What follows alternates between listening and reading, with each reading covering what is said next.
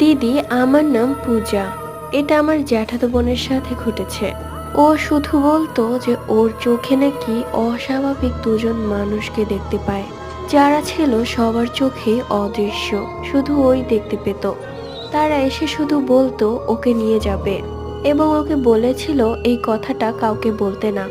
কিন্তু ও এতটা ভয় পেয়েছিল যে ওর জ্বর চলে আসে, এবং জ্বরের মুখে সবাইকে এই কথাটা বলে দেয়। এরপর ওর সাথে কিছু অস্বাভাবিক ঘটনা ঘটতে থাকে।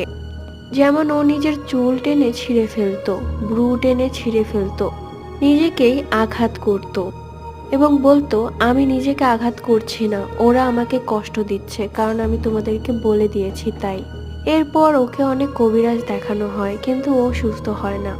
এমনি করে 1 বছর পর্যন্ত ও কারোর সাথে কথা বলেনি। আজও ও এমনই আছে, শুধু ভয় পায়, কারোর সাথে কথা বলে না।